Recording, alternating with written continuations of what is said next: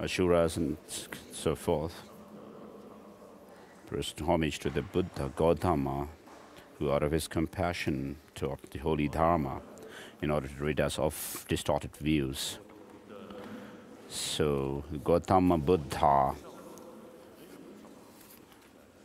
So the prayer that His Holiness just recited says that listen to this teaching, which cures all the diseases of afflictive emotions. And so the Buddha shows a path which is to overcome all kinds of negative emotions from within our mind stream.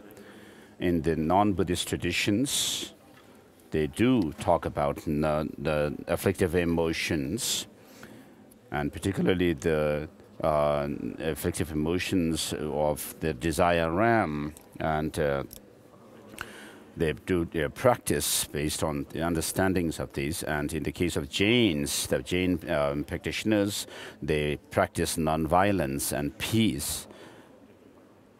And it's amazing how they practice so seriously.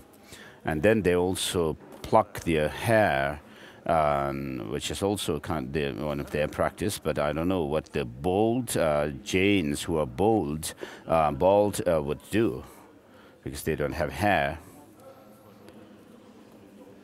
However, all these other traditions believe in soul theory. Whether you call it Atma or soul, there is this view of a self, which is the idea that there is a master of the psychophysical aggregates, which are like servants to the master, the self.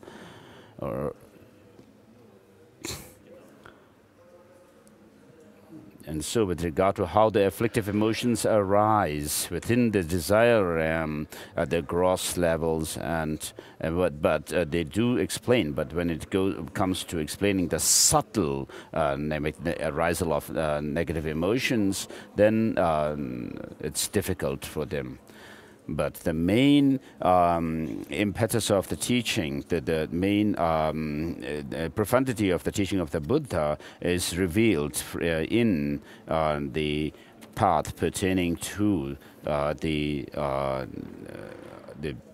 path which is shared with the beings of intermediate scope. So in the case of Christianity, for example, they do also have a teaching which values this human life because it was created by God.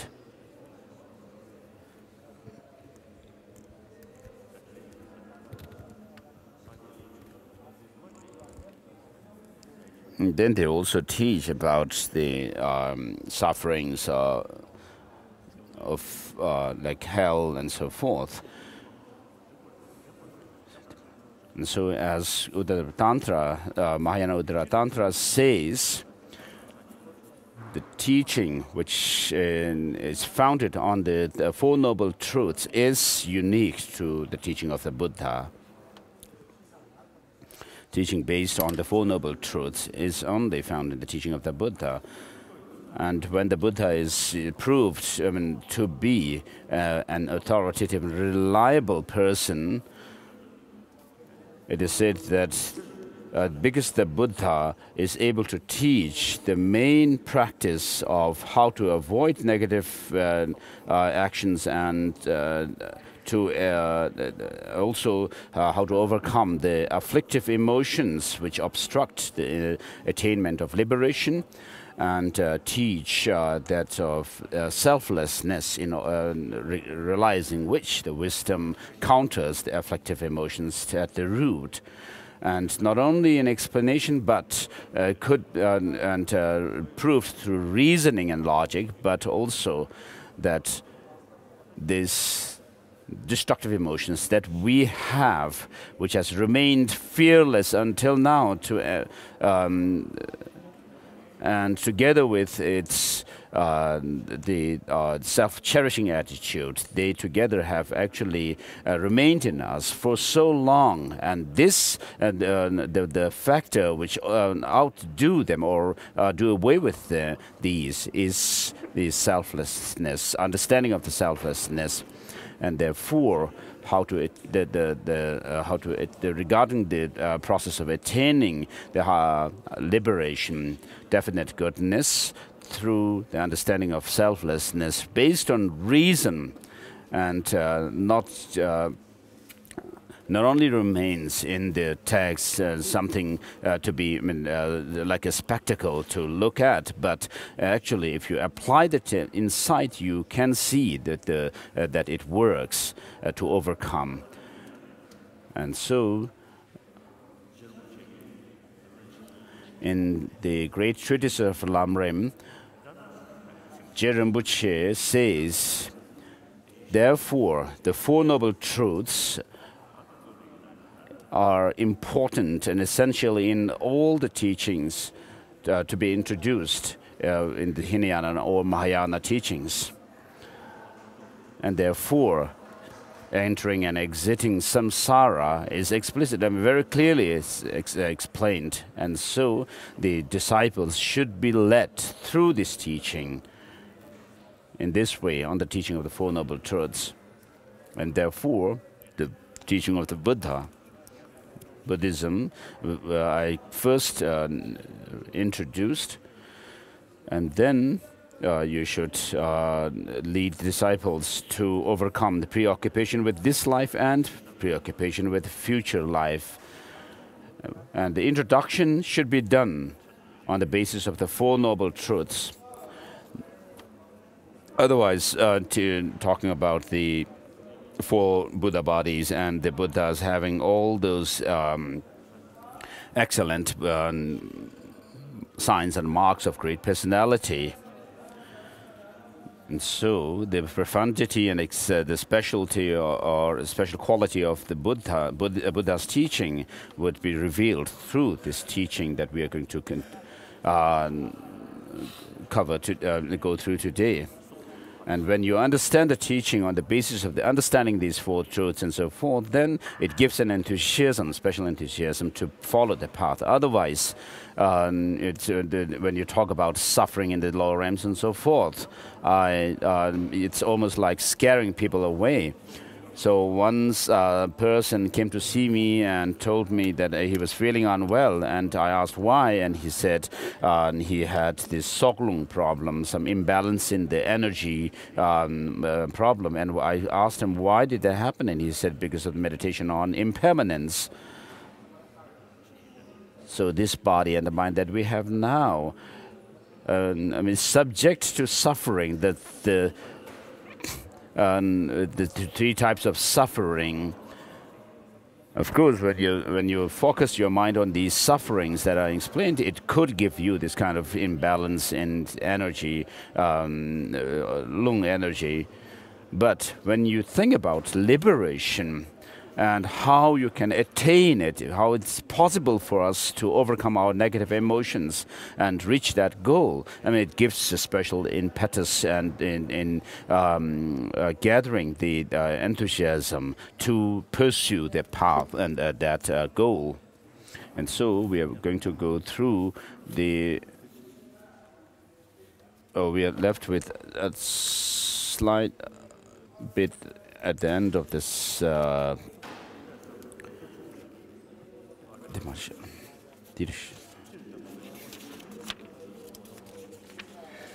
in particular,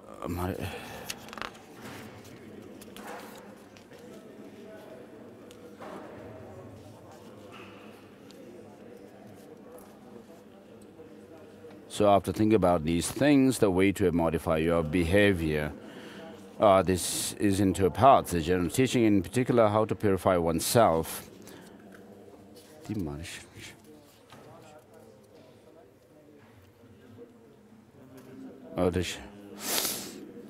General teaching During your meditations, you should repeatedly think over the discussions on virtue and sin. In between sessions, you should vigilantly and scrupulously modify your behavior. Geshe Bengungil used to count up his virtuous actions and his sins at the end of each day with white and black pebbles. He then modified his behavior accordingly. You must do the same from engaging in the deeds of bodhisattvas. It says, how right for me to think diligently all the time, both day and night. From non-virtue comes suffering. How then to be free of non-virtue? The sage said that belief is the root of all things virtuous. The root of this belief has always been meditation on ripening effects of karma. In other words, when you come to know the white and black sides of cause and effect, you'll always cultivate vigilance and scrupulousness. When you are in danger of taking a life or lying or whatever, you will immediately draw the line.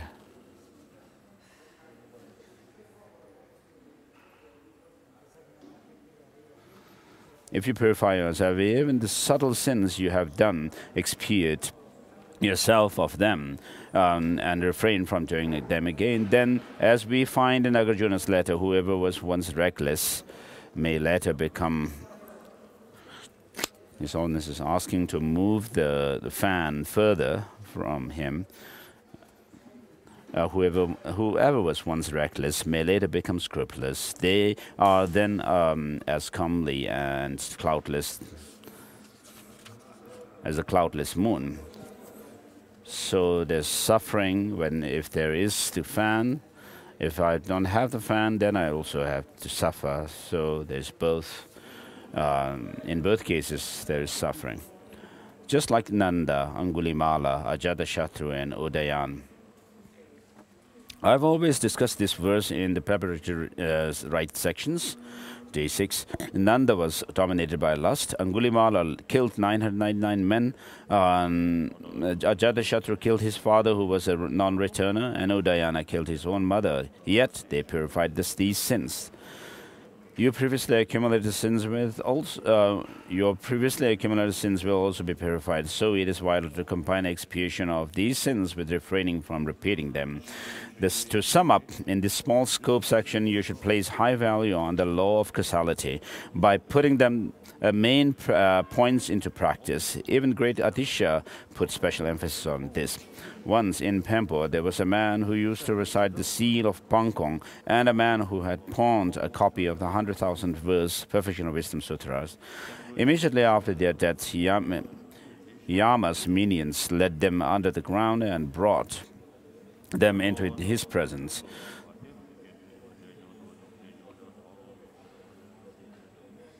The second man lied, but to no avail. He was shown Yama's mirror.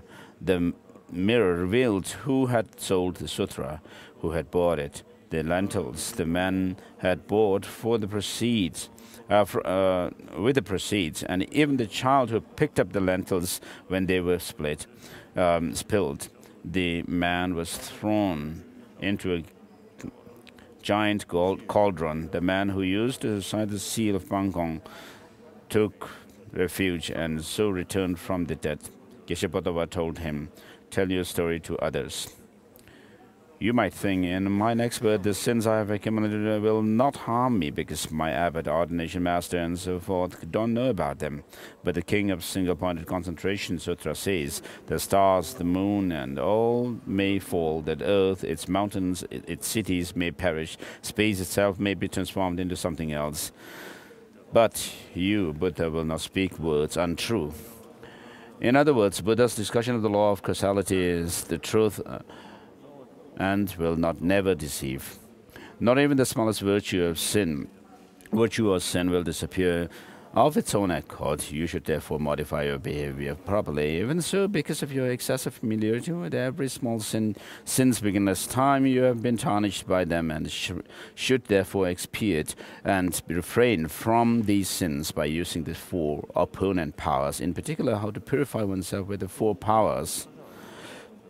Although I have already covered this in the above section on the preparatory rites, it is also so important that I shall briefly go over such familiar headings again.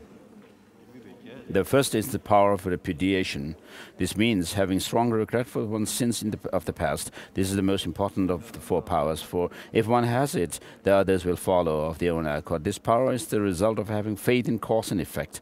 The power of applying all antidote, as I have already told you, has 6 types, all of which were mentioned in Shantideva's Compendium of Instructions, or Compendium of Practice, I think.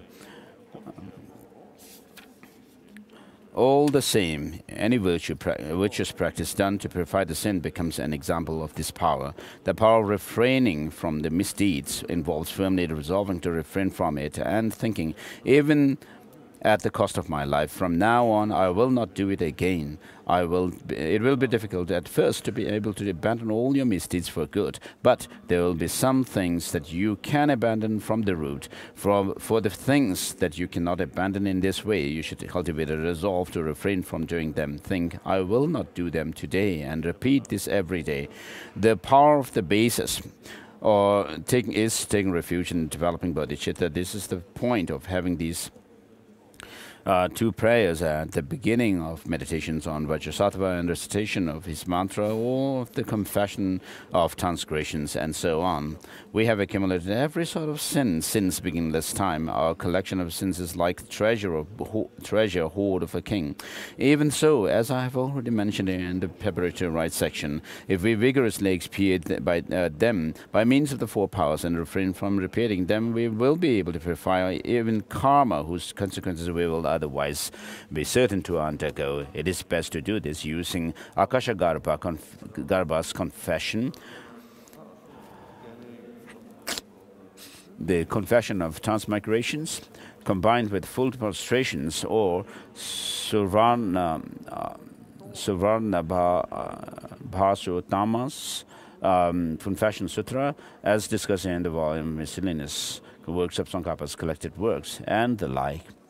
They say that the process of purification is particularly effective if at the conclusion of expiation, one feels each and every sin has been purified, and if one visualizes as hard as one can unfocused emptiness.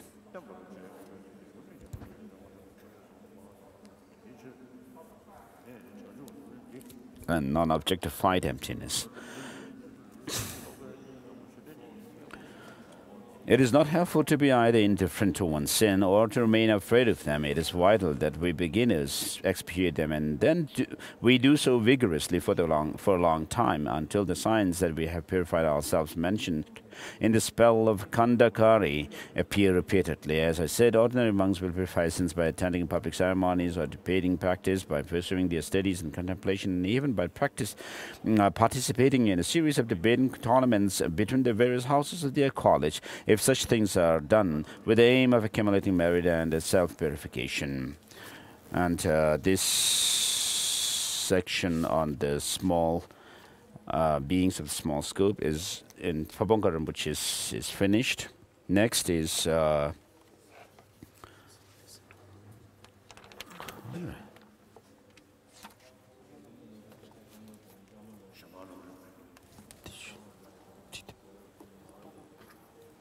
we are moving to Shamar Lam Rim. So, with regard to training your mind on the path which is shared with the beings of intermediate scope, there are 2 parts to it. First is developing the mind or the thought to pursue the path, pursue liberation. And then the second is establishing the nature of the path leading to liberation. And with regard to the first, it says during the preparatory practice,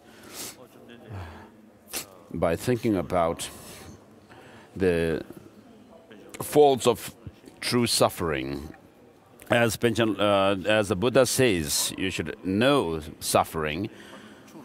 Panchen Lobsang Chogyal says that regarding the suffering of suffering,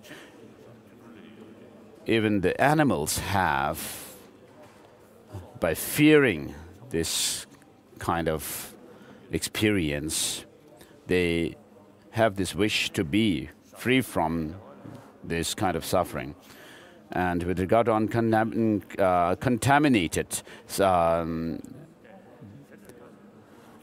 joyful or blissful and pleasant experiences, even the non-Buddhist practitioners have the desire to overcome and go beyond this.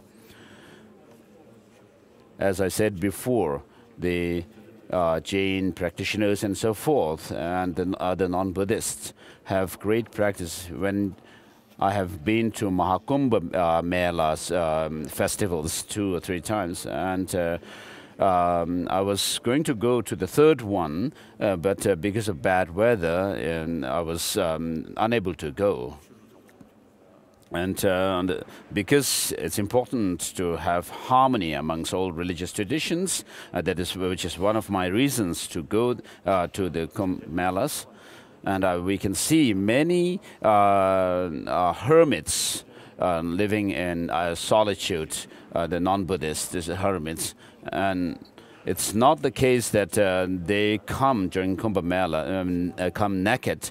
It's not only that they become naked or they during the Mela, but it seems that there are those practitioners. Some of them maybe, but many of these practitioners, non-Buddhist practitioners, live naked in the Himalayan mountains, and so they do have the practice of the shared practice of the inner heat, the Jandali practice. And so they really work hard and arduously, with great effort. So they do have some revulsion to the pleasures of this life to a certain degree, but they are unable to shake the root of this self-grasping. And then, with regard to the guru devotion, they do also have quite a strong guru devotion. They refer to their guru. I mean, when they see their gurus, they would respectfully call on by saying Guruji. And then, when it comes to Christians, also, I have a friend who would shed tears as he mentions the qualities of the God.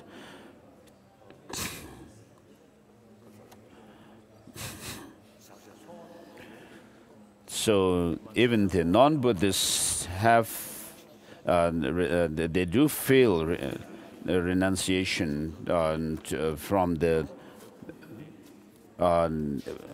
contaminated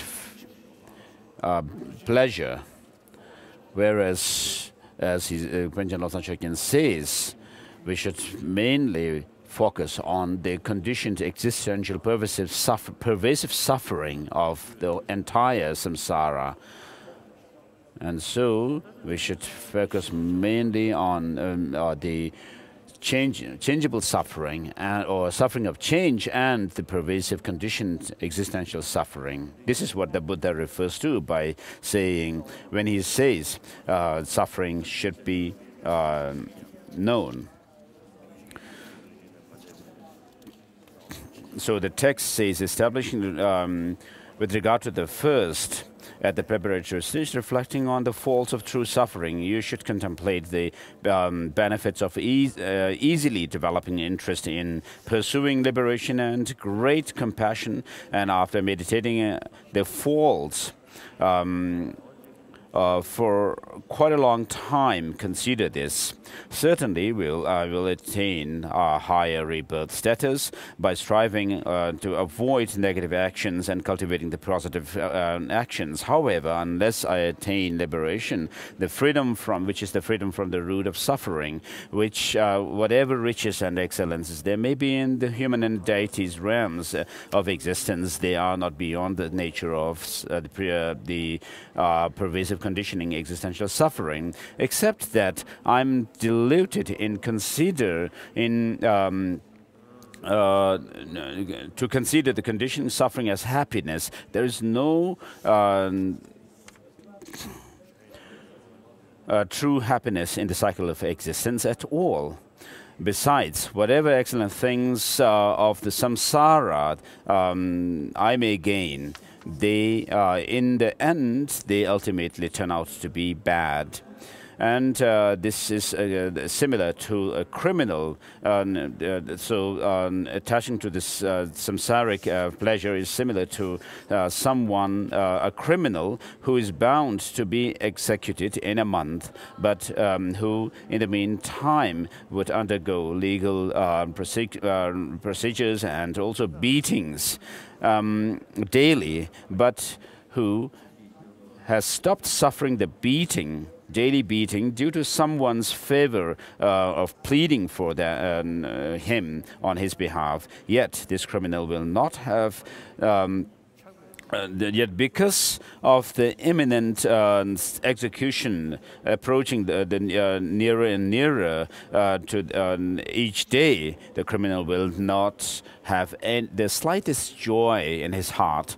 Likewise, what good higher status one may achieve, the past. The propensities of the past positive karmas wear out, and then one falls into the 3 bad times migrations, where one would experience long and intense suffering. Therefore, reflecting on the suffering of samsara, in order to daily, in order to develop the thought to pursue liberation, has 2 parts: contemplating the suffering of samsara in general and contemplating the individual sufferings. And then the first one, regarding the first one, there are 6 sections or types of sufferings. Suffering of uncertainty, regarding which there is uncertainty of who is going to be your relative or enemy. They change. Someone may be your relative in this life, but in the next life they may become your enemies, as the text says. And then there's uncertainty of birth in different realms of existence, high and low. They go through higher realms, and then you may be next time born in lower realms, and so there's no certainty. And then there's no certainty in the joys and the misery that you suffer. And distinguishing Karma Sutra says, Moggallana saw a man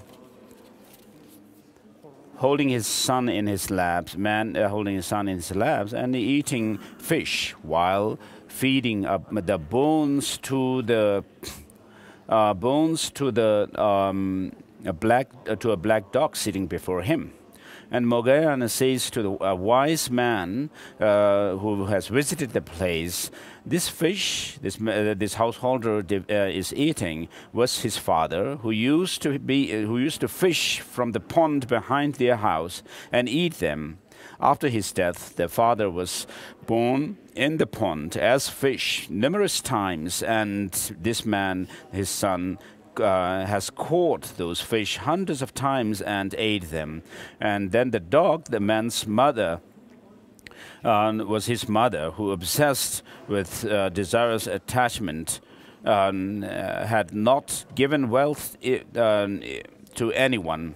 So she died an immoral woman, and while feeling attached to her house, and is now born as a dog in the household, and she will be reborn as dogs again and again, she says, Moggallana says. And the child in the man's lap was a man who had an extramarital affair with his wife, the man's wife, who was killed by the man covertly, and one night. And that man was attached to the wife and to the man's wife, and conceived in her womb. And then there is also a story of an arhat who says to a man who saw a man leading a cattle in front of the highway, in front of the house of the man, while the cattle was actually moaning and crying. And this Arhat has said that the cattle was a rich man who every year offered animal sacrifice at a shrine that he had built, and then a shrine or that he had installed. And then when the man was dying, he actually asked his son to continue the animal sacrifice all the time. And so after death, he was born as a cattle again and again in that family. And that cattle, the Arhat witnessed, was his 6th rebirth in the family cattle. And there are many other stories like mentioned in the sutras. There was a poor householder in Shravasti who was born as a worm in the injury, the kind of a sore that was formed on a bull calf. And that, as soon as the worm was born, a crow would come and pick it from the wound of the animal. So that happened again and again. And then there is the suffering of feeling insatiation. And so the text mentions that we have taken the milk that we have sucked from our mothers, and having been born as children who were breastfed, if they are accumulated, it would be as big as the oceans in the 4 directions.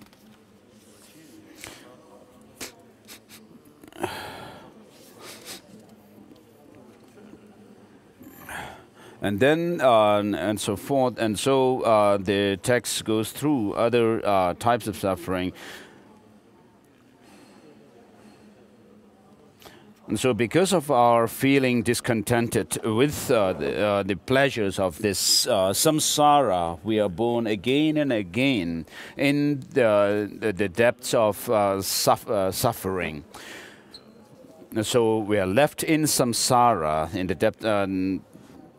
depths of samsara. And there is a story related to one of the previous lives of the Buddha, I think. There was a king named the Chakravartin king who ruled the 4 quarters of the cosmos. And this king, Alenu, at one time happened to be with Indra, the king of the gods. And Indra took him to the 33, the realm of the 33, and he enjoyed the wealth and the resources of the gods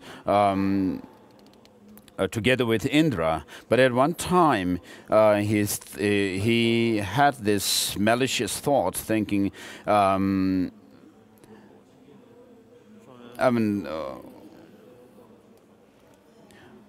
what use is sharing the resources with Indra? If I kill him, I would be the only king of the gods. And so as soon as he had that malicious thought,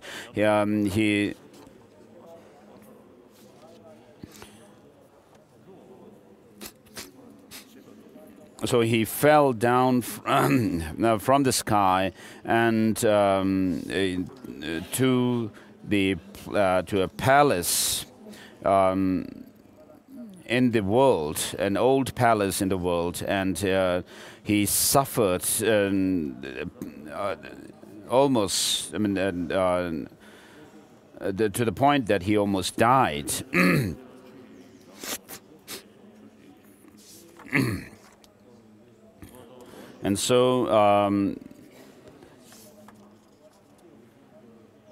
And so even today, we can see many people causing themselves lots of suffering, ruining themselves because of their desire, insatiable desire. they agreed. And Kunchok Tembe Döme had told one story which says that in China, Shota Shin, there was someone named Shota Shin whose power was almost equal to the emperor of China. And so because of his greed for the emperor's empire, the resources and so forth, he actually ruined himself and all his dependents. So they were overcome. And so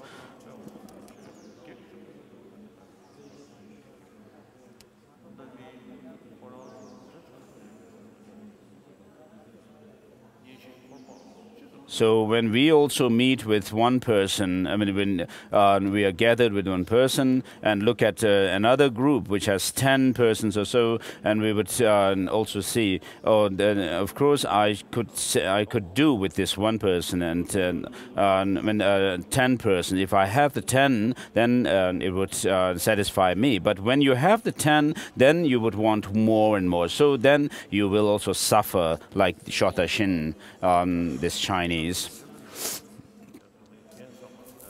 So with regard to these suffering, these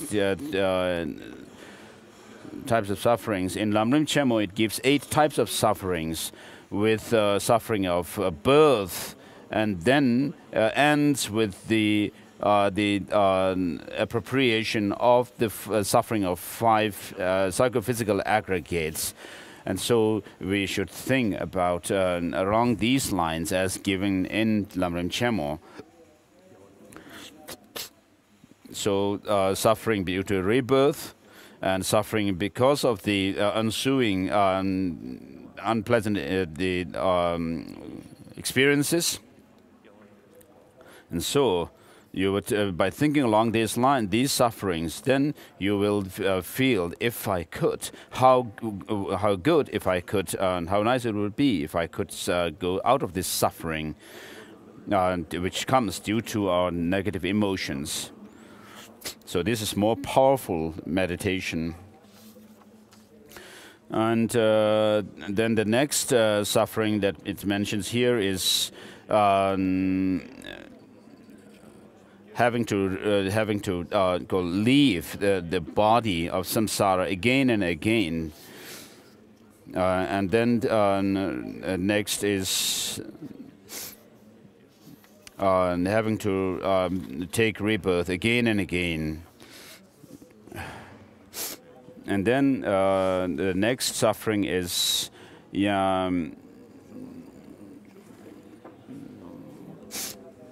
that. There's always you always go through the high and low status, alternating between them again and again, and there's no certainty about them.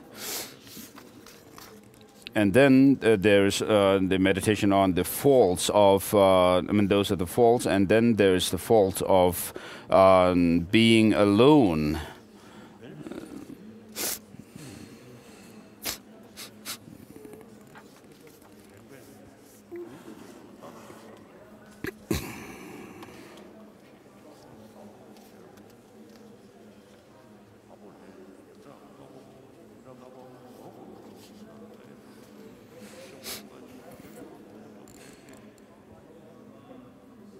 So with regards to having to leave this kind of samsaric body again and again, the text says, whoever we are in this, the 3,000 world systems, there's none who has not been born into the 3,000 system worlds, and who undergoes birth and death.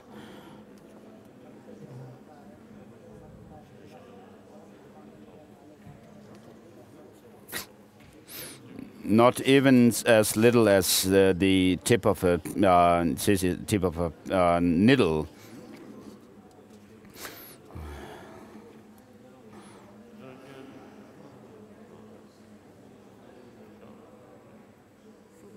So when we were born as lower animals, for example, like snakes or frogs and so forth, if we are able to collect all the bodies of those animals, it's limitless or without any measure. There's no need to mention that.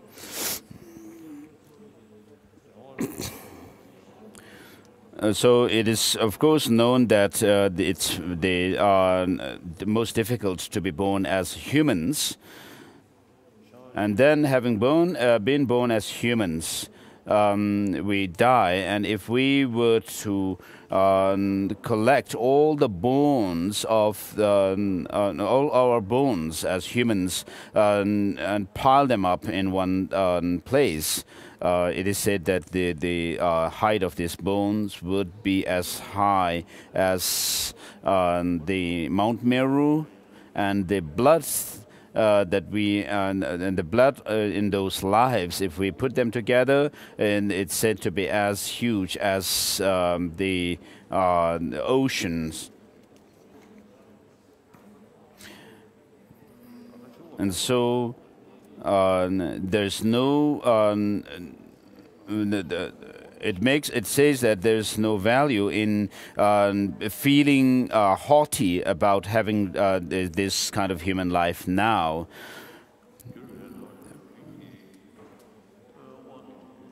So even if we were born as a deity in the desire realm, we would have to abandon that at the end.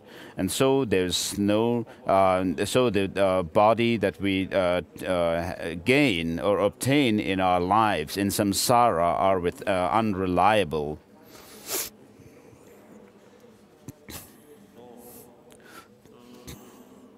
And with regard to the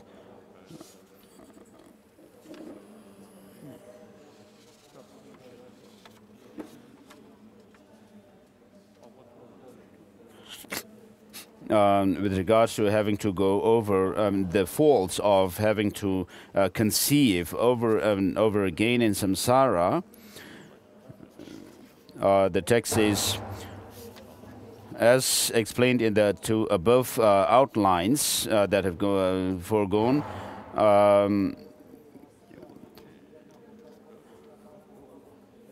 that there is no beginning to our as they explain, as I've explained above, that there are many extensive reasonings that were given to show that there's no beginning to the samsara. And so we were born as humans in the past life, and also we have conceived as animals and so forth. And so if we have to count how many times we have been born in these different realms of existence as humans or animals and so forth, they are countless and immeasurable. And therefore,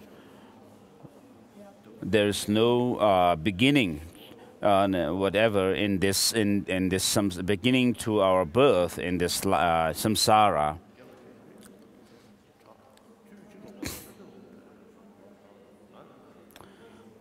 And so if we could actually count, beginning with this life and going back to our previous lives, by using by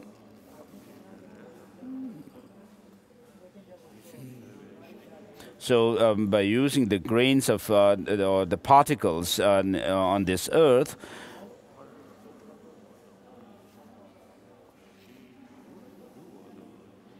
So we will never be even close to the beginning of our life in samsara.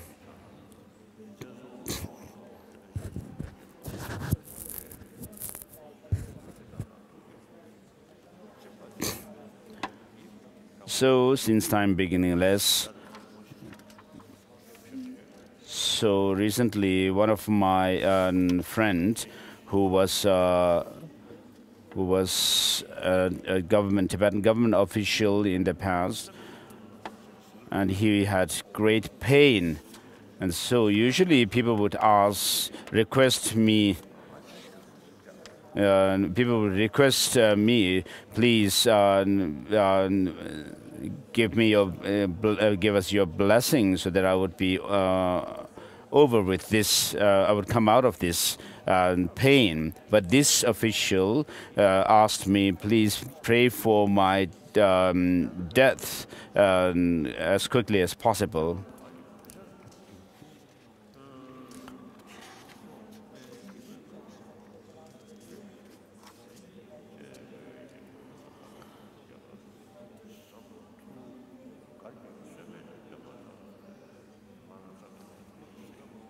Oh.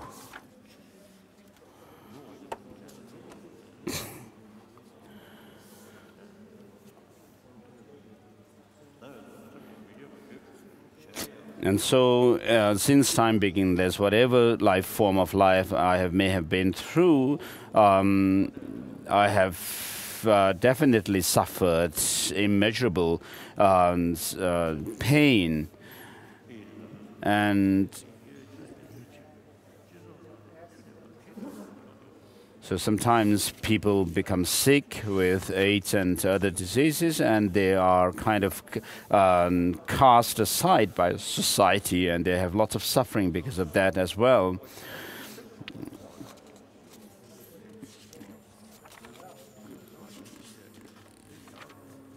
So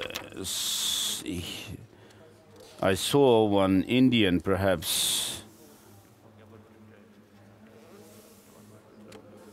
So I saw one beggar who was actually dragging himself on the road. And so if you see him, please make sure that you look after him and may give gifts to him.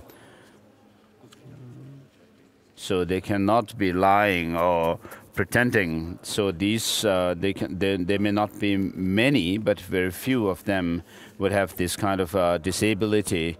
And so,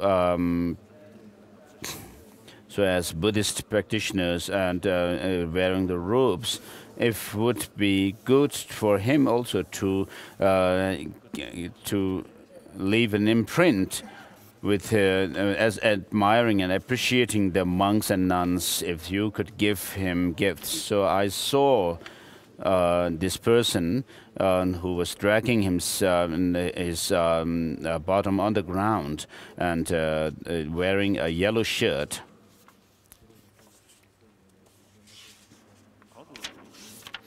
So we are at a point where it's mentioned in the text, there are people who suffer leprosy, and also people who are lame.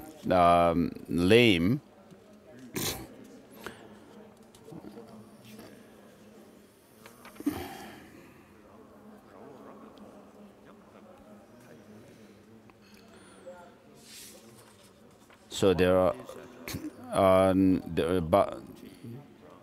I know Baba Amde near Nagpur, he has an ashram, and he was looking after disabled people, and there were many, about maybe 1,000 people who were suffering leprosy. So Baba Amte is no more, and even when he was alive, he couldn't stand up or sit upright because of some injury to his spine. And so it's not only giving food but we should do whatever we could. I mean, Baba Amde looked after these leopards, who were taught, given different skills, trained with different skills like tailoring and painting and art and so forth. And so some of them didn't have fingers, or one or two fingers.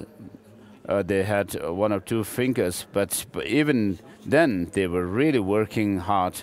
And they had a very special facial expression as well, showing which displays or indicates their confidence, self-confidence, and pride. Otherwise, those people who are disabled on the side of the roads sometimes live a very poor and pathetic life.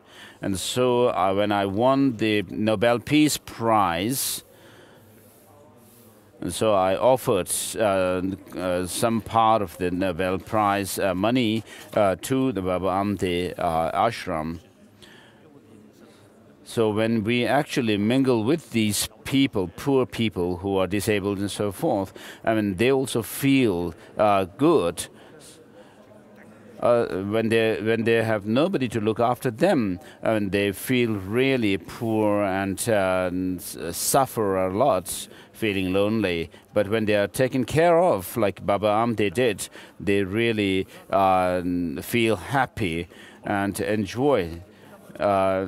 And in Baba Amde's tradition, those people whom he took care of, when they died, they were they are actually buried underground, and then in memory of the person, they plant a tree, and so this I found very good.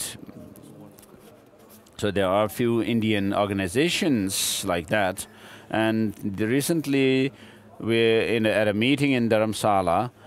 There was some people from the Dharavi slum area of Mumbai, and there were some participants from that slum area, and they actually have organized themselves in business.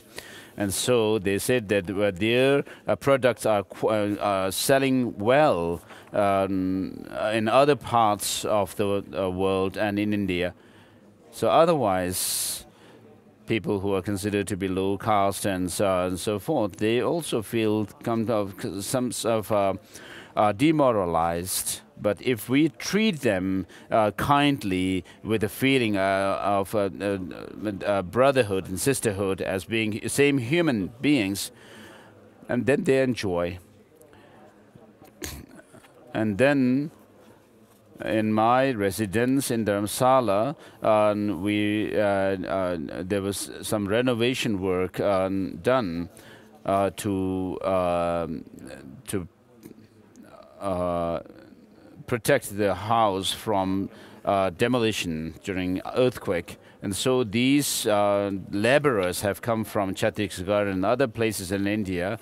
In the beginning, they were not very friendly, but looked very sad and timid. And when I started treating them kindly by shaking hands with them or touching their hands on my head and so forth, and then slowly their expression changed. And so they would now laugh with me and enjoy my company. And so this happens when you really treat others with kindness and a sense of caring with them. And otherwise, when you pretend you are somebody special and look down upon others, it really doesn't help them. And then, especially despising them or criticizing them are very sad. So I was talking about Baba Amde earlier.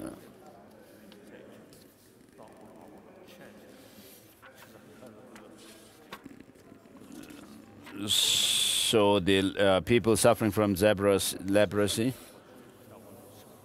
when I visited one of the houses where these leprosy patients were working, so I felt worried when they were hitting their hammers on some other things, on nails or other objects. I felt worried that they would even hit their own hands. But they were really working so proudly and were quite excited when I visited them. And so we can uplift people's mind and emotions.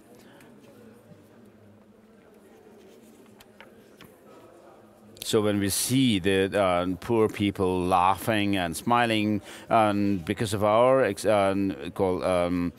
care and kindness, I mean, it really feels good.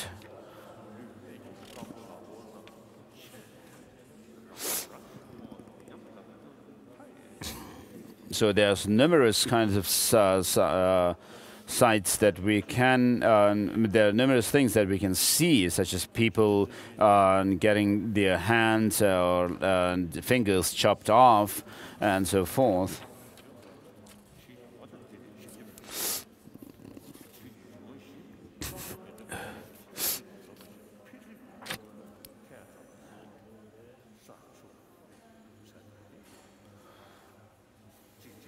So with regard to the elements of fire, earth, water, and wind, I mean,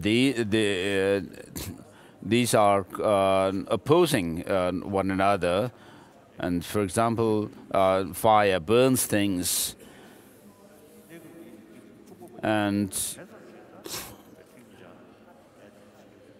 so it's like our body is made up of these four elements. When they are in harmony, then we have good health. But once there is disharmony or imbalance in these, then you say we have sickness and unhealthy. And it's like,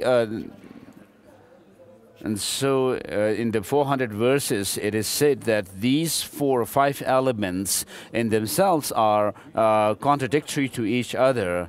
But when they are composed and when they form our body together, and as long as there's no disturbance amongst them, we have health.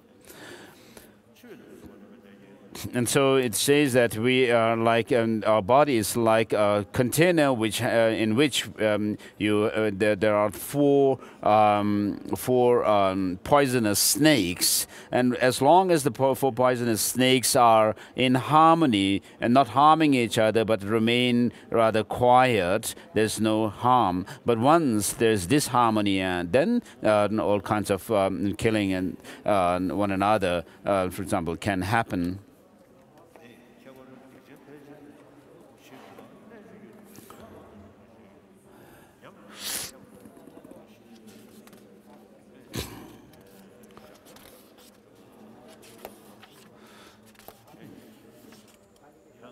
And so we are in the part which the second one, reflecting on the different sufferings.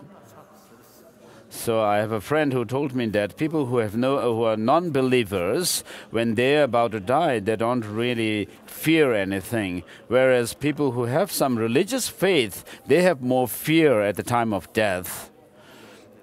So because they have to think, in the case of those who believe in the hell realm, they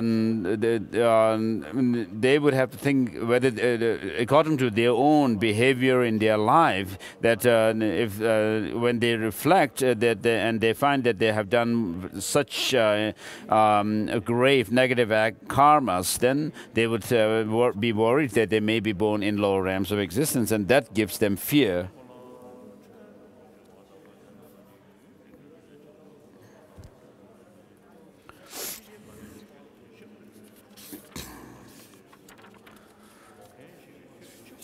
And so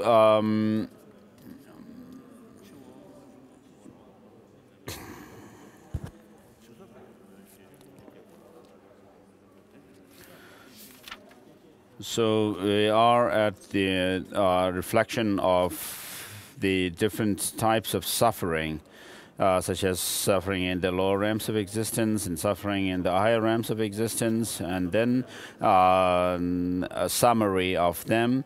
This, with regard to the reflection on the specific sufferings, and with regard to the first, it has been already explained before, it says, and then with reference to the suffering in the higher realms of existence, there are three. The suffering of human beings,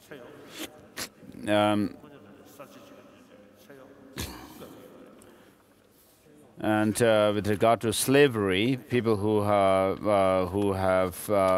revolutionary, they actually have stopped slavery. But in some remote places in different parts of the world, there are people who still enslave others' children. And so, when you think about these things, from the kings and queens down, everyone has something to complain about, some misfortune. So I tell people that when they complain about their problems and so forth, I said, there's none from the king and queens down to the beggars in human realm world who has no problem at all. And so there are lots of problems in the world. And so I tell them that you don't have to worry because there's no human being on this earth who has no problem. And then I tell the elderly people, I tell them that you have lived full life, which means that you are going to die when it's time for your death. So Geshe Terbum from Serache told me once, he had, the doctors told him that he had TB or something, and then he went to the hospital and asked the doctors, if there's no hope for him to live any longer, tell him. And because that would give him at least an opportunity to prepare for his death by reflecting on the Dharma practices. And so the best of the practitioners, as it are said to be, have to take joy in dying, in death.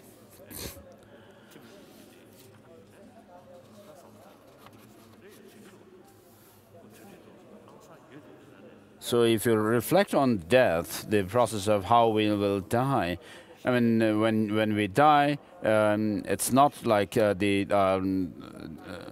room becoming blacked out.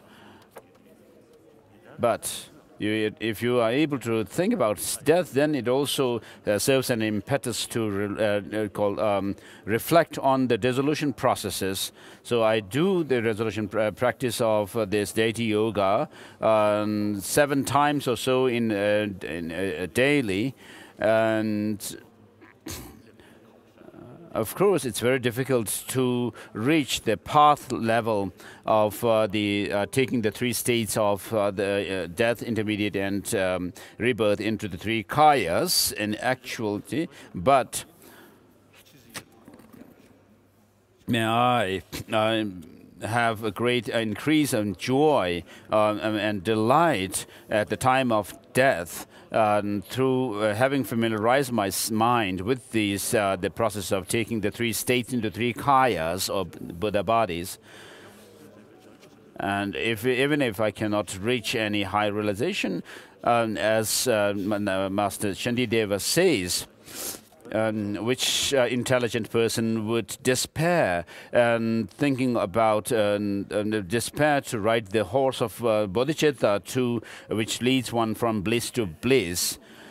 And so there is something that really moves you when you really acquaint your mind with, and so it gives you courage to work for sentient beings. And so it's not easy, but if you familiarize yourself with these practices of bodhicitta and so forth, and there's nothing that does not become easier through familiarization, as Shantideva says.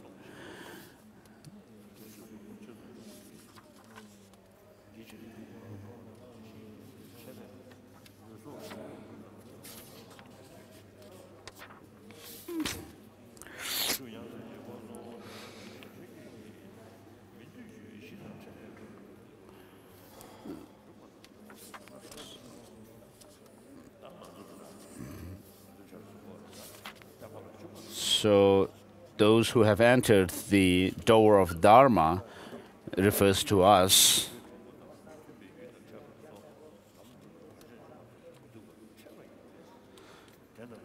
So all kinds of obstacles that you may face, such as evil friends and so forth, show that we have met with the unfavorable conditions, or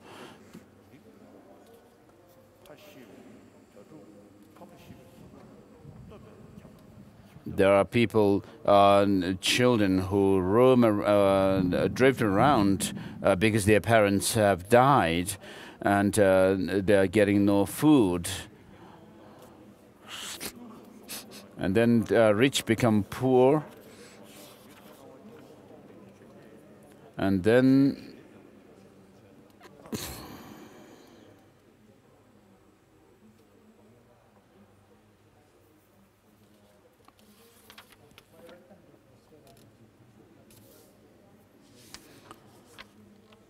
so meeting with things that we consider as unpleasant, and it seems His Holiness seems to have reread the part that he has already read.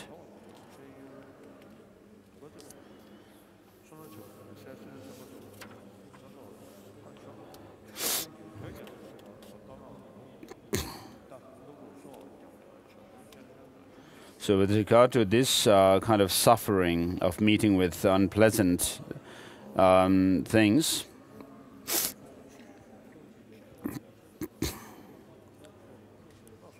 so when you meet with robbers or your adversaries, and what happens is they snatch away all your wealth and resources.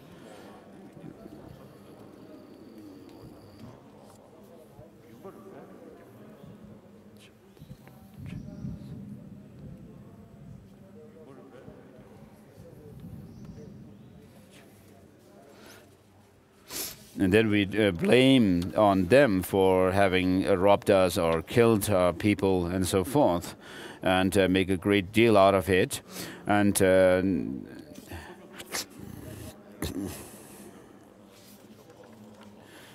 then when people beat us, or they they kind of name us as, call us by saying that you are a dog,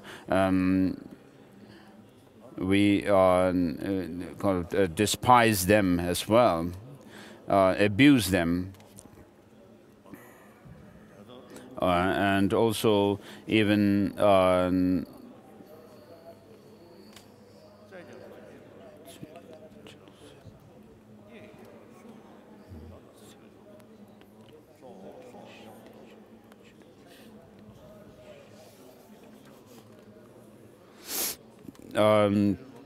either we kill them by using weapons, or covertly hire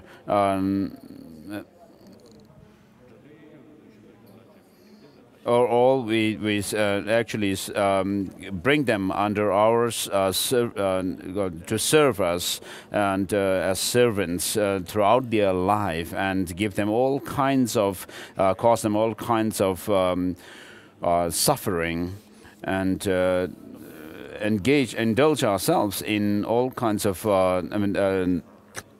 non-virtuous, evil actions. So in this way, we try to retaliate.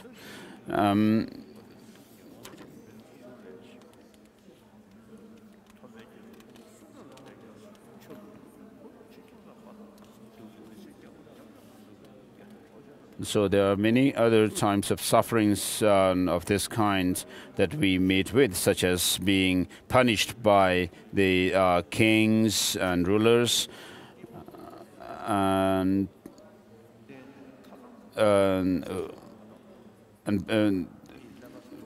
being called confiscated, confiscating our wealth and so forth.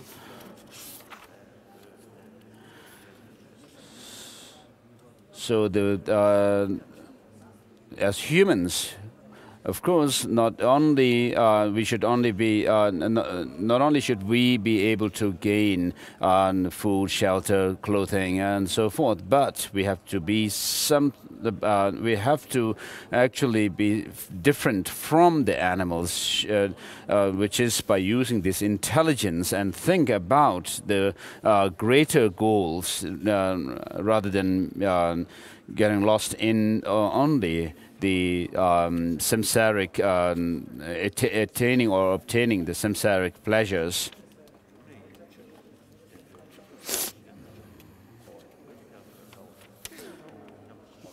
So we should meditate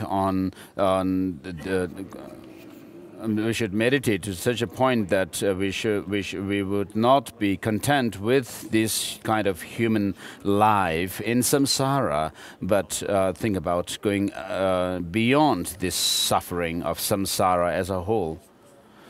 So with regard to meditating on suffering, these are also very helpful, but if you could reflect along the lines of Je Rinpoche's division into the 8 sufferings, it would be really powerful to meditate on the suffering of samsara as a whole.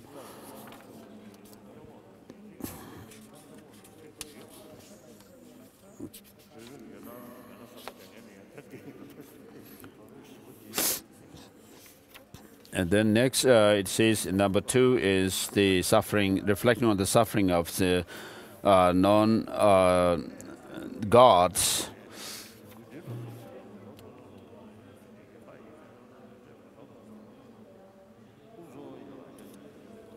So with regard to their abodes, it says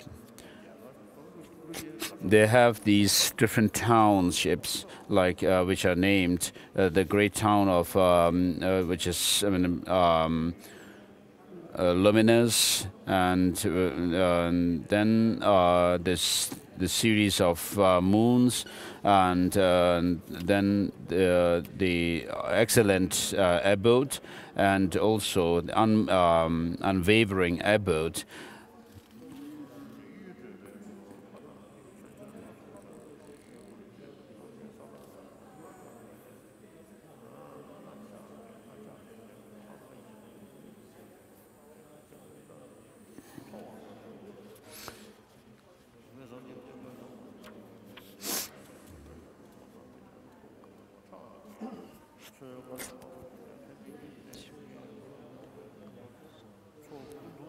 So these are one above the other on the Mount Meru.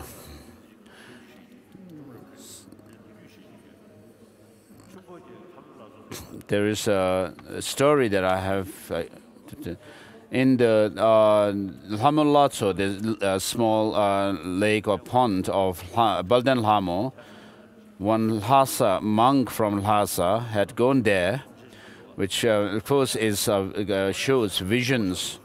And so this monk saw someone stealing things from his room. And when he got back to his house in Lhasa, he actually found that there was theft in his house.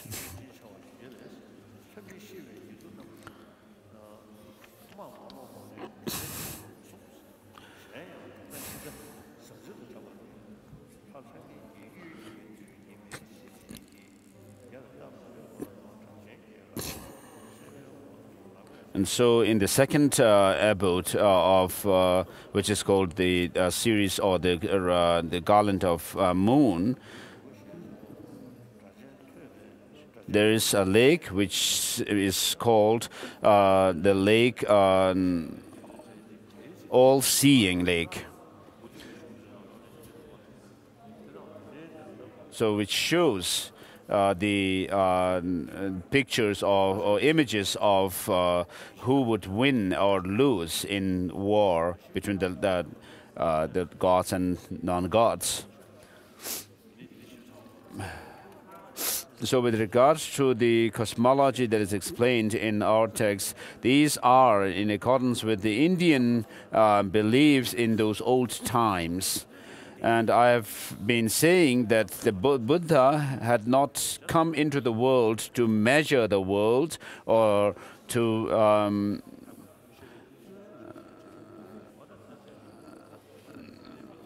and so in this Abhidhamma text named Tagbitenchu, or the pure perfect Shastra by Shariputra, these are described.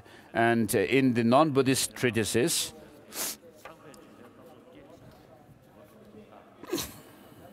in some Indian Hindu texts, it is mentioned that Brahma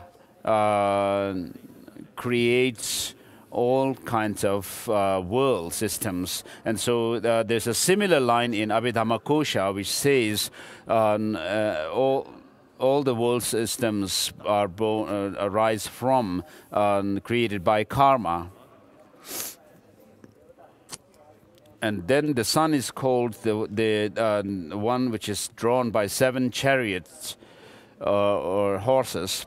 And so these kind of names even reflect old Indian customs and beliefs.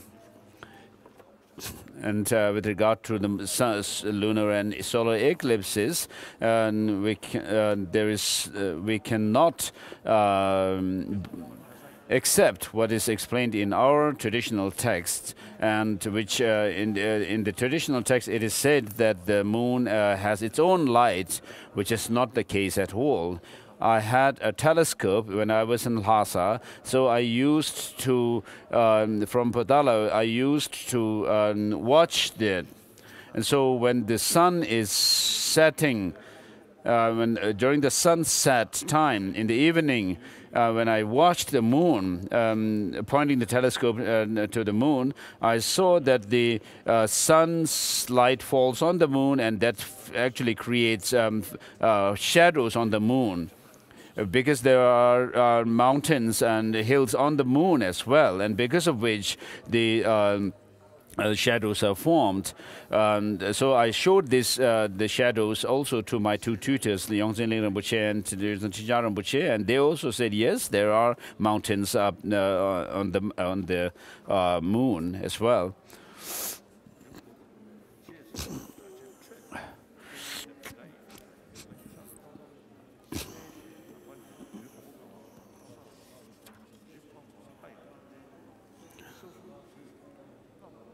And so when so because of this the visionary kind of the lake which shows visions of who would be defeated or win, the non-Buddhists, the non-gods would whose relatives have gone into war with the gods would actually see them, and then they would be overwhelmed with suffering of seeing. And so I know one person from Tashikil.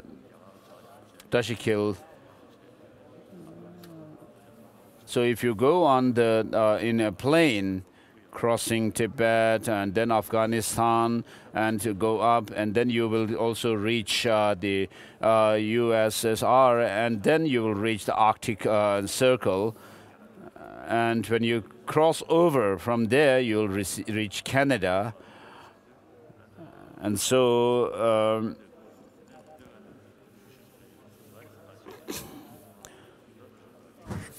So in our text, it is mentioned that we will actually be able to reach the Mount Meru if you cross certain mountains and oceans and so forth to the north of India. And so this is very difficult to defend. So in the case of Master Nagarjuna and so forth, we find that they use logics to even interpret the teaching of the Buddha when it comes to the provisional teachings.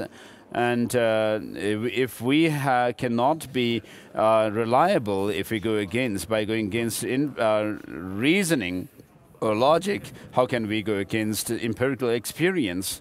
And so when we had in the past in Tibet, people used to beat on the dogs or pigs and so forth when there was lunar eclipse.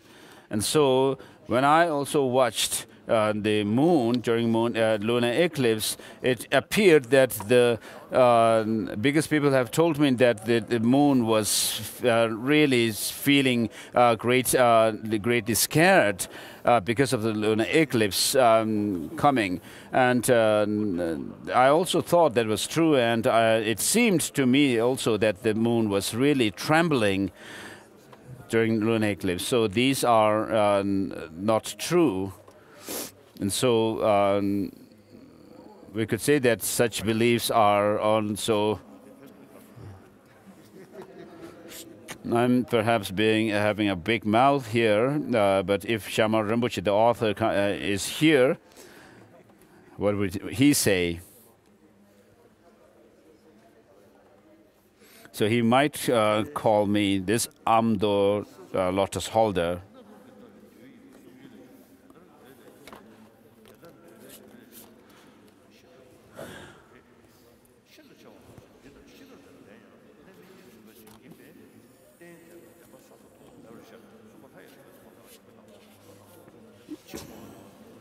So next is the section on this reflecting on the sufferings of the gods or deities.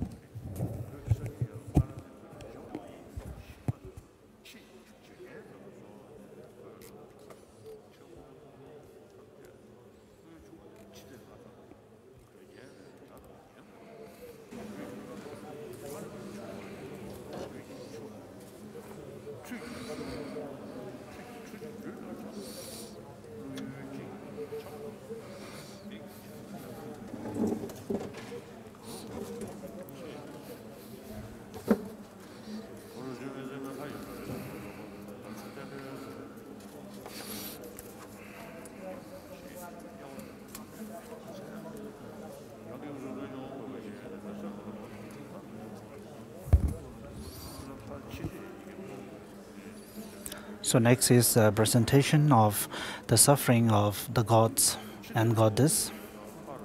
We have completed the presentation on the sufferings of demigods.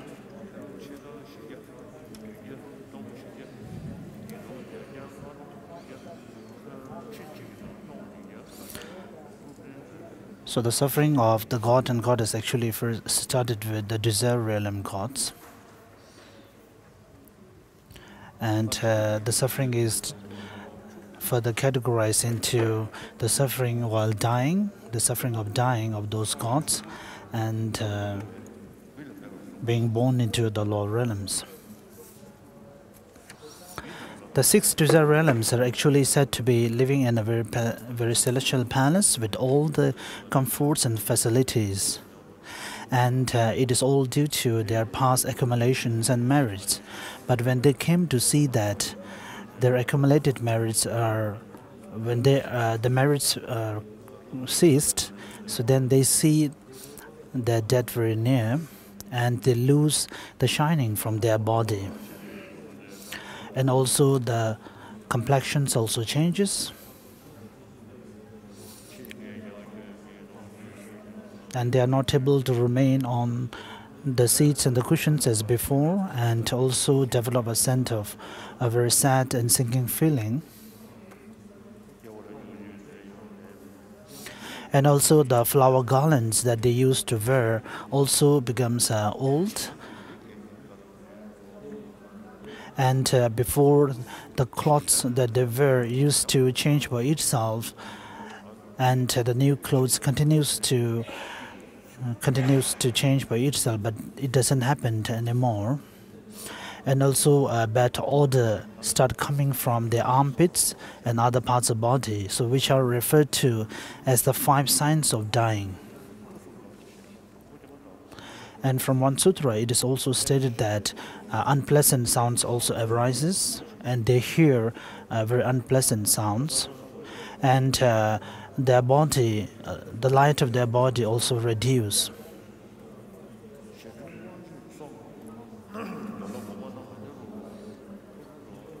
And their mind also, they can also see only one object, and their eyes also blink very often, which are considered as the 5 inner signs of dying. And they can see directly that they are going to be separated from all the facilities of the God's realms. And another thing is they will be able to sense and see to which rebirth they're going to which realm they're going to take rebirth in their next life. So therefore, if they are going to rebirth in the lower realms, which is the case is for the most, and they develop great sense of fear and sadness. And it is stated in the sutra that those kind of gods and goddesses, the suffering at the time of dying is even much severe and heavier than the sufferings of the hell realms.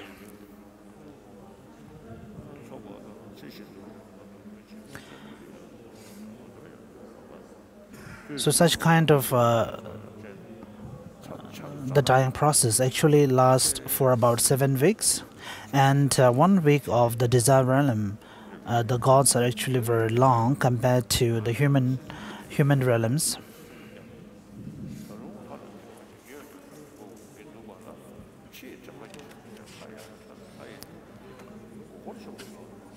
And when the goddess of the desire realm see that the death is approaching, then they also develop such the following signs. They are being deserted by their friends, their male friends, and also they lose their earlier companions who play with them different kind of games. And when they request their male friends to touch them, and that I won't be able to see you later, so even at that time, their male companions refuse to even touch them.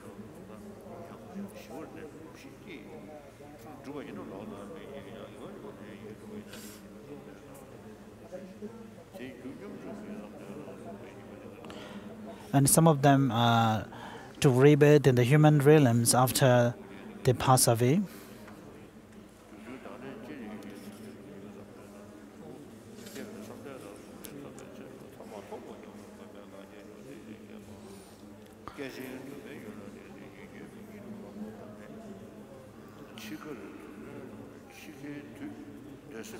And another category of the suffering that the god and goddess of the desire realm have is even though those gods and goddesses are very fortunate, which is their rebirth itself, which is a result of great accumulations, and they also have great, magnificent facilities. But as soon as they're going to sense that it is going to be finished, and also their companions, as stated before, refuse to come with them, and which is a great immeasurable sense of suffering for them. And next category of the suffering is the suffering generated through killing and through fighting. The gods and the demigods used to fight with each other, and the other parties, the army, and different weapons, when they hold at them, so their body parts are being cut into different parts, and so the suffering is enormous. So unless their head is cut off, they won't die, so other parts of the body regrow by itself, unless the head is cut off. And also, the gods and goddesses also have the suffering with respect to the senior ones or the greater ones abusing and beating the inferior ones. And also, the suffering such as snatching the things that you desire from you and so on.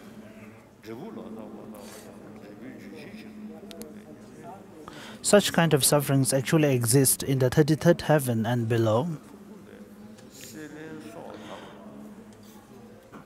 So even though there is a great sense of inferiority and superiority within the orders of the god and goddess, however, they are much superior, their happiness superior compared to the human ribbons. In Lam Rim Chemo, we have the presentation about taking rebirth to samsara based on the 12 interdependent links. And as we know from the history that Lord Buddha himself has instructed to draw the wheel of life drawing, which we now used to inscribe on the prayer hall, which is a very good practice. So with that inscriptions and drawing, we can think about the 12 interdependent links. And it is also presented in the 5th chapter of Abhisamaya Alamkara, and also in the 12th chapter of the Fundamental of Wisdom by Nagarjuna. And after that, you also need to contemplate on the 18th chapter of Fundamental of Wisdom and the 24th chapter also. So if we contemplate all these chapters and their presentations in order, then we will generate a sense of understanding with respect to the origin of the samsaric suffering, samsaric physical body, and how it is caused, and the order.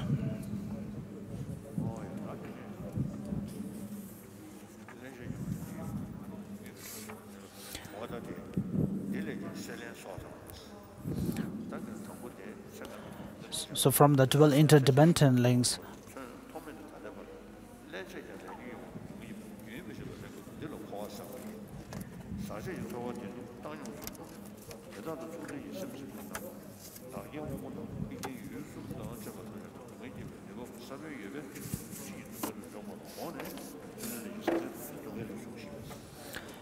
so next is the presentation on the suffering of the two realms, of the form realms and the formless realms.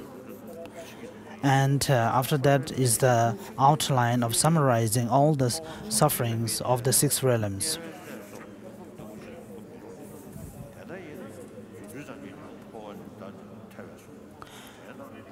So in this outline, it has been emphasized about the importance of to recognize the nature of samsara, is circling nature where we took rebirth from the whole realms, and also to generate a general understanding about what is liberation.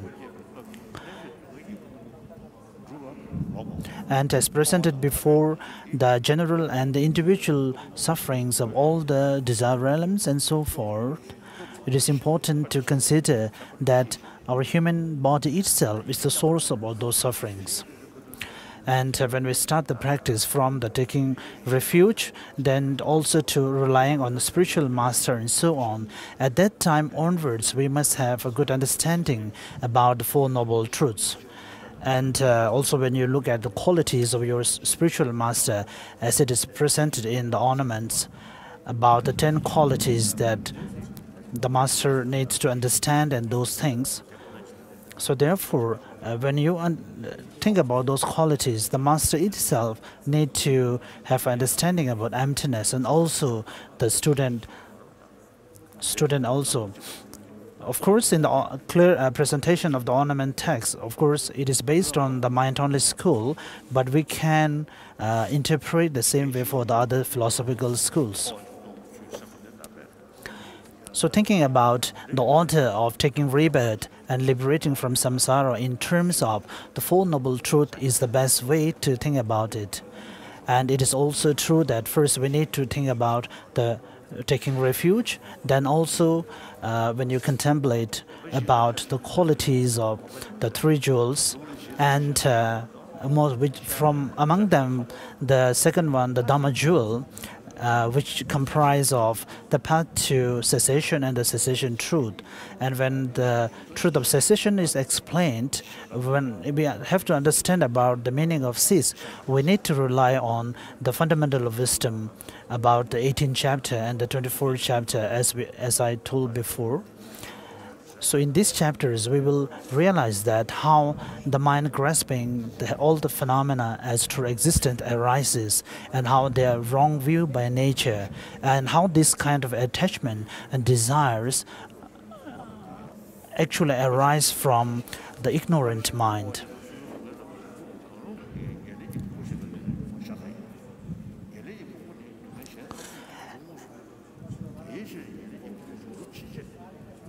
And the human body, which comprises of the five aggregates, is itself a nature of all the sufferings, and it's the source of all the sufferings. Therefore, we need to understand that as long as we are within the control, within the power of this human body, the suffering will continue to come. And this human body is the basis for the suffering of this life, such as aging, illness, and so on. And it is also the basis for generating the suffering in the next and subsequent life.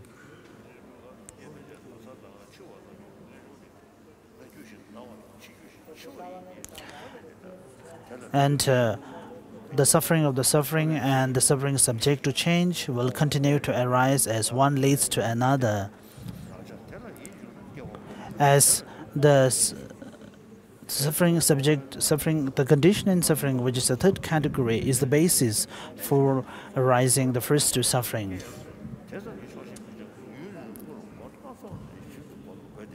And as the great Potava Master stated in the Lam Rim, so when you think about the suffering of the lower realms, so we have to think about the origin of those sufferings and what are the causes for those suffering. Then the second presentation of the second truth, the truth of the origin of suffering, comes. And also we have to understand that when you find the origin and the cause, it further goes to ignorant mind, and the ignorance here is again refers to the mind grasping the all phenomena as true existent, and the mind which is the antidote of such grasping is the wisdom realizing emptiness. Therefore, it is very important to contemplate on emptiness.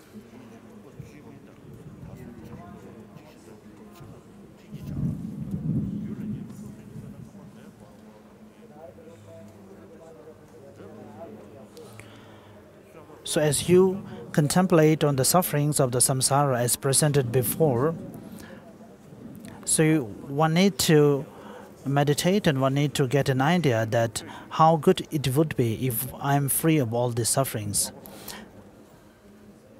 The wind from this side is very strong.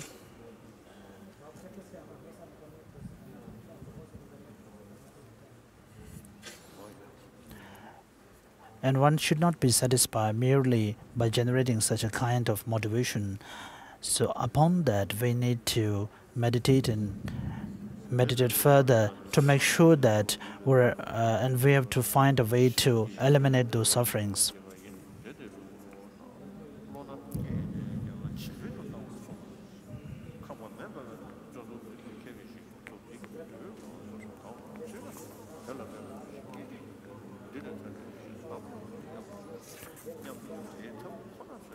we need to also generate a mind effortlessly, which thinks about the negative side of circling around in the samsaric world. And if you think about the future rebirths and that we will be reborn again and again in those samsaric realms, then the fear or how frightening nature of those rebirths is. And also the measure of generating the mind, such kind of a mind has to be such that if you are trapped inside a house which is on fire, so one will have such a very strong sense to be liberated from this house immediately. So our measure of to liberate from samsara has to be similar intense. And it has to be similar to a prisoner who wanted to liberate or get free from the prison as soon as possible. So in such a way, we have to make sure to improve our mind and to make sure to grow further this kind of mind. So if one is really a practitioner of the Buddhist teaching, we need to generate an understanding about the paths common to the middling person. So we will read from the Liberation of Palm, Liberation from the Palm of Your Hand text, and we are on page number 427.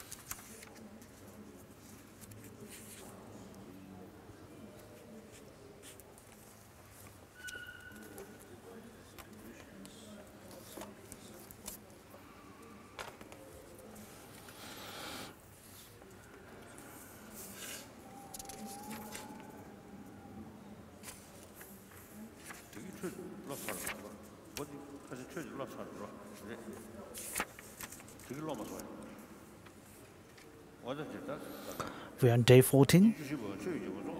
Kyabje Pabanga Rinpoche quoted two verses from Great Tsongkhapa, the king of Dharma. They begin, one's life and body are like a bubble on water. He then gave a short talk to set our motivation and mentioned the headings already covered. He also reviewed believing faith in the law of cause and effect, the actual means to have happiness in our next rebirths. Training your mind in the stages of the path shared with the medium scope has two subheadings: developing the thought of yearning for liberation, ascertaining the nature of path leading to liberation. As I've already said, when you cultivate the part of Lam Rim shared with the small scope and uphold the ethics of abandoning the 10 non-virtues, you will get a rebirth in the upper realms and be temporarily free from the suffering of the lower realms. But this alone is insufficient. Suppose a criminal has been condemned to die in 1 month. People go and see a man of influence for him, and for a few days he no longer receives other minor forms of punishment, being flogged, burned with hot wax and so forth. But he is still not released from the ultimate execution.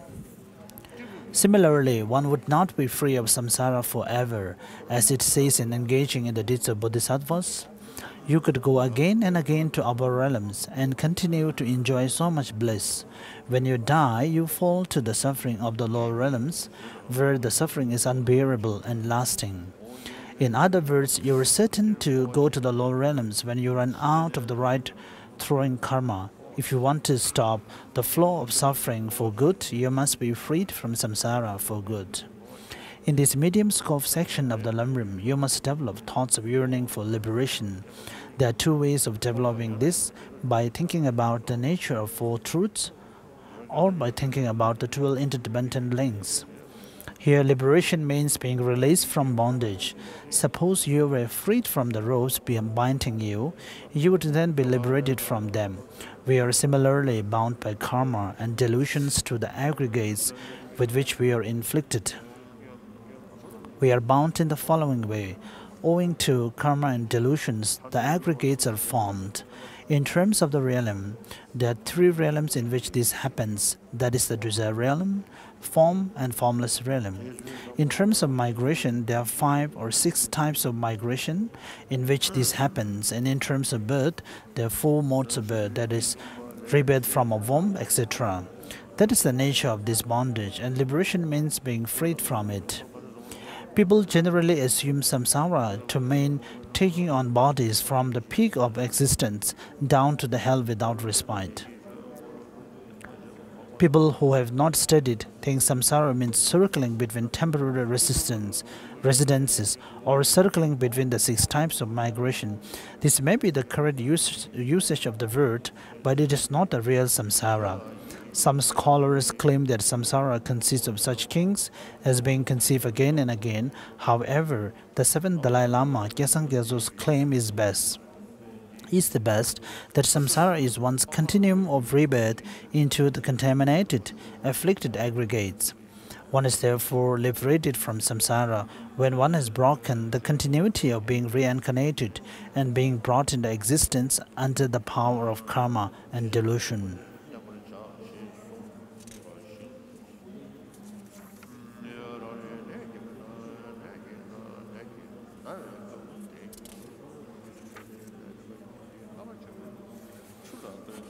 Reading from page number 429, the second para.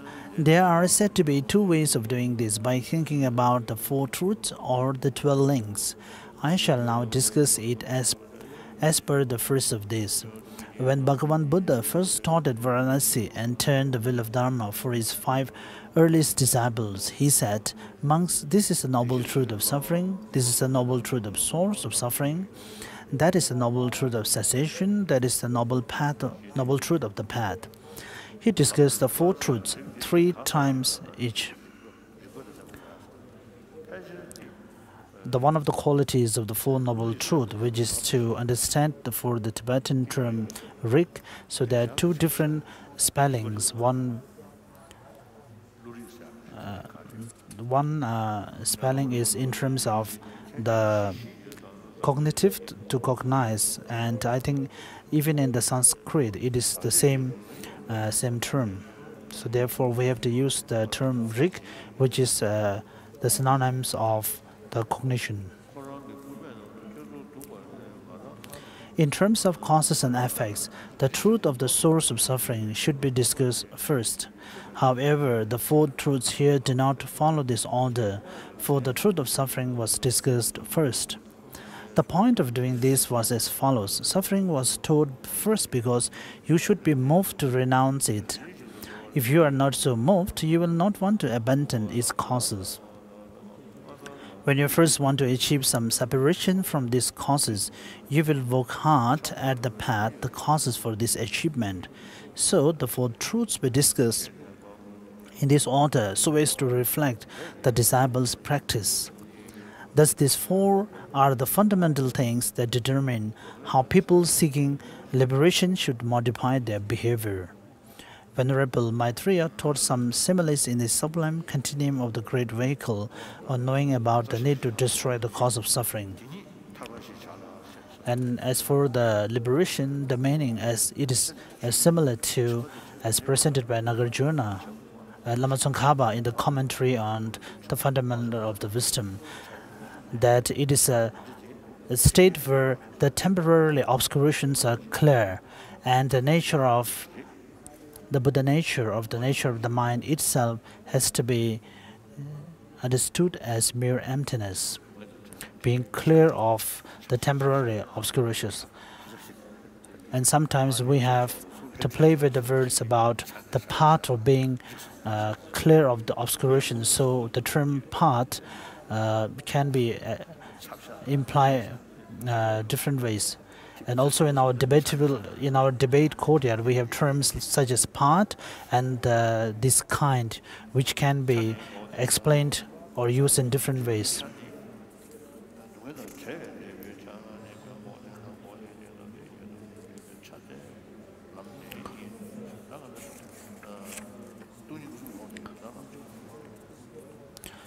So, and as for the presentation of the Four Noble Truths, it has to be a path or a mind which understands the emptiness.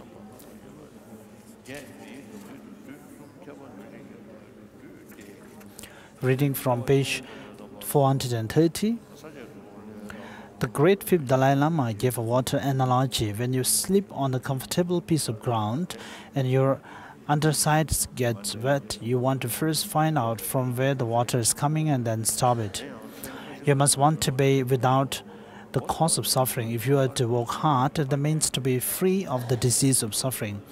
To develop this wish, you must investigate the causes of suffering, and for this to happen, you must understand how you are tormented by suffering. Great Tsongkhapa said, if one does not think hard about the true drawbacks of suffering, one will not develop any yearning for liberation. If one does not think of the source, the gateway to samsara, one cannot know proper cutting of the root of samsara. Be moved to renounce this existence, weary of it, and cherish the knowledge of what binds one to samsara. Each of the four truths have four features. For the truth of suffering, there are impermanence, suffering, emptiness, and selflessness. For the source of suffering, cause, source, contributory cause, and intense production. For the truth of cessations, there are cessation, peace, splendor, and definite outcome. And for the path, there are path, correctness, accomplishing, and definite deliverance. Contaminated, afflicted aggregates have three types of feeling: happiness, suffering, and equanimity. Although you do recognize the contaminated suffering for what it is, you do not realize that the other two are also suffering.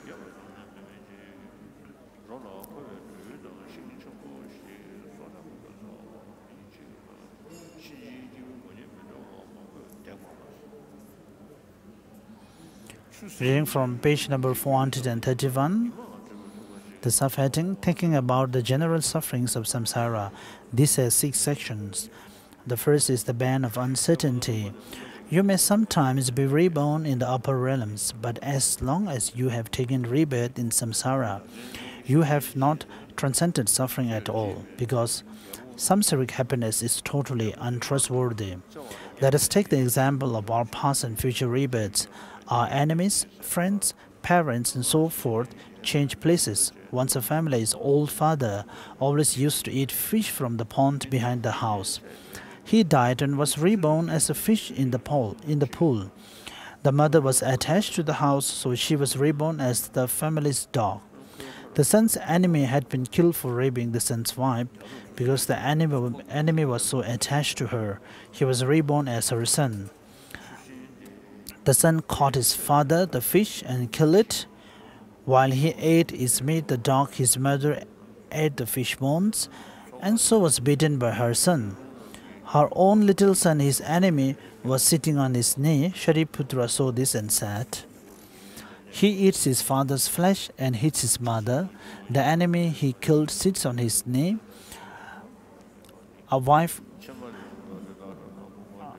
gnaws her husband's bones. Samsara can be such affairs.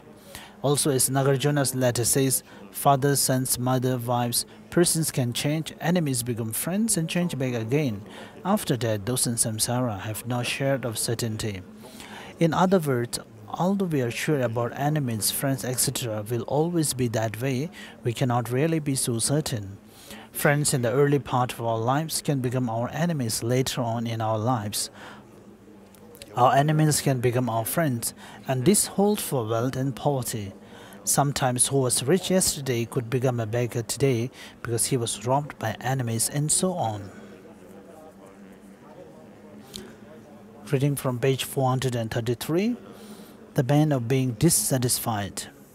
Butterflies are destroyed by their attraction to visual form, deer to sound, beasts to smell, and elephants to physical sensations. In the same way, samsaric happiness is like drinking salt water. No matter how much of it you obtain, it does not satisfy. Suppose a man has but a single coin, he will think, when will I get 10 coins? When he gets 10, he then wonders, when will he get 100? If he ever does, he will wonder when he will get 1,000. No matter how many he gets, he will not be satisfied. As the great Play Sutra says, O king, if a man were to receive all celestial pleasures there be, all noble human pleasures there be, if it would not be enough, he would seek even more. Let us take the example of celestial and human happiness. Many of us have this feeling that even if we do have all the facilities with respect to material, and the material facilities do have a limit. But when it's come to inner happiness, such as compassion, or the inner qualities such as compassion and loving kindness and so on, these kind of qualities, mental qualities, do not have a limit. And many of us always are contented with those, not contented with those material things which only has a limit, but always contented with those mental qualities which are unlimited. So therefore, as for your studying of the philosophical studies, one should not be contented with what you have already studied. Even though you are old, you have to study further.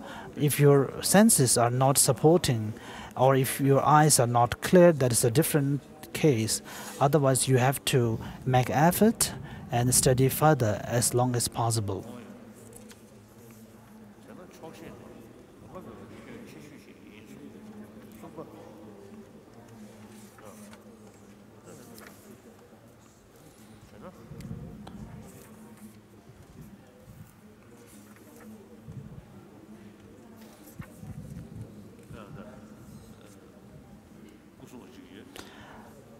There is one bodyguard. We came together from Tibet in 1959, and we discussed about this protection against the weapon yesterday, that amulet.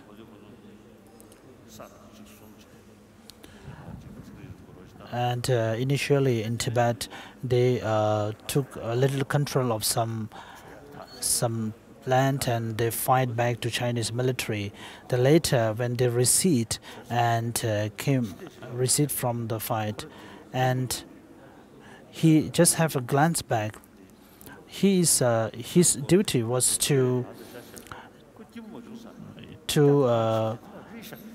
he went back and again threw down the weapon. He was actually to throw it to the enemies, but since they already decided, they are running back to the initial location. So then he eventually have a glance back, then came back. So he actually run between the run in the place where there are a lot of emanations alive. And later, when he came back and opened his clothes, he found many live bullets from his clothes. The reason why I tell this story is that when he used to say that, of course, you don't know in the daytimes when you have your breakfast, there is no certainty that you will go, where you will go, or how you will land up. So you must eat your breakfast full. Then lunch, of course, it is the main meal of the day, so you must eat to your fill. And dinner, of course, it's good for your sleep, so you must eat to your fill again. So ultimately, you end up eating very heavy for all 3 meals. So now the time has come for lunch to fill our stomach.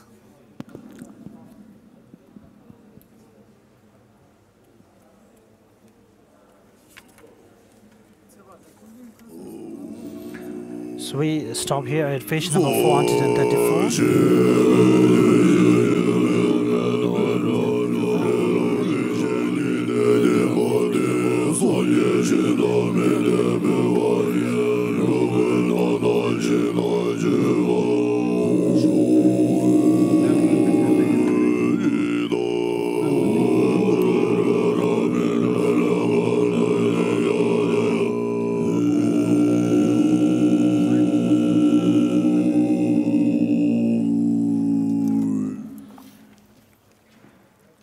Shoot it.